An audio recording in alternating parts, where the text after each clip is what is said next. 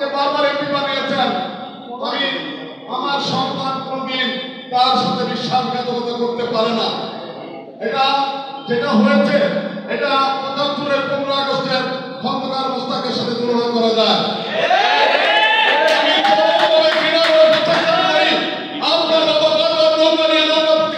বিজয় হয়েছেন আপনার প্রধানমন্ত্রীকে যিনি বারবার এমপি বানিয়েছেন, জীবনের যৌবনবাজি রেখে ত্যাগ স্বীকার করে জীবনের কারাগারের প্রকোষ্ঠে অন্ধকার প্রকোষ্ঠে যিনি জীবন কাটিয়েছেন সেই রশিদ মুন্না যখন আপনার তাকে এমপি বানান এবং আমি 2008 সালে দেখেছি আমি সুভাষ সদনে তখন নিয়মিত আমি অবস্থান করতাম।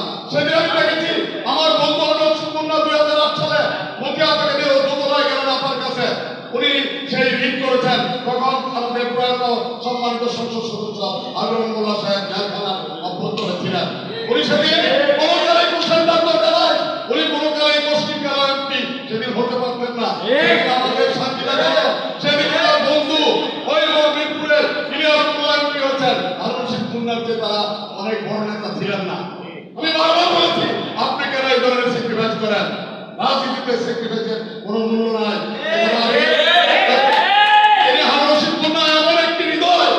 মানুষকে বুকে টেনে নিতে পারেন, মানুষকে আদর করতে পারেন। আওয়ামী লীগের রাজনীতিতে বিরল, এটা ভারতের রাজনীতিতে আছে, বাংলাদেশের রাজনীতি করতে গেলে খুব কমই হয়। রশিদ মুন্নার ক্ষমতা না। আজকে মানুষকে নেতা বানিয়েছেন, অনেকে ওয়ার্ডের কাউন্সিলর বানিয়েছেন, অনেকে সভাপতি বানিয়েছেন, অনেকে সাধারণ সম্পাদক বানিয়েছেন, কর্মী থেকে সাধারণ সম্পাদক থেকে নেতা বানিয়েছেন। আজকে তার সাথে আমার দীর্ঘ 3 যুগের সম্পর্ক। আমি তাকে নির্লোভ দেখেছি। উনি যখন সাধারণ সম্পাদক উনি চাইলে টার্মিনাল দখল করতে পারতেন, উনি চাইলে মাছের আড়ত দখল করতে পারতেন।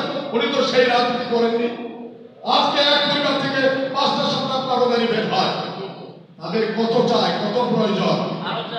এবং আজকে যখন আমার পিতাকে একবার আমি দেখেছি এই আমার রশিদ মুন্না কাকা এমপি বানিয়েছেন, আমি তার ভাতিজা হিসাবে তার পায়ে সালাম করে আমি বলতাম এই নৌকায় বারবার আপনি উঠেছেন চাচা, আমি আপনার নৌকায় উঠতে চাই, আপনাকে মনোনীত দেখতে চাই, আপনাকে এমপি দেখতে চাই। যে মনোনয়ন বঙ্গবন্ধু কর্মী আপনাকে দিয়েছে তার প্রতি শ্রদ্ধা রেখে আমি নৌকার ইলেকশন করবো। উনি কি করলেন?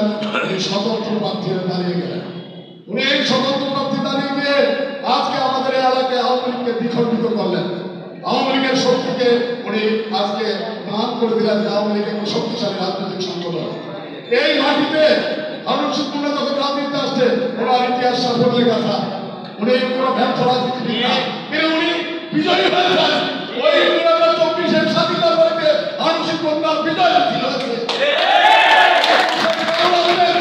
ব্যক্তি ওই পৃথিবী সরকার ওই দুবাই বাড়ি দিয়ে তার নির্বাচনী ফলাফলকে গুড়িয়ে দিয়েছেন।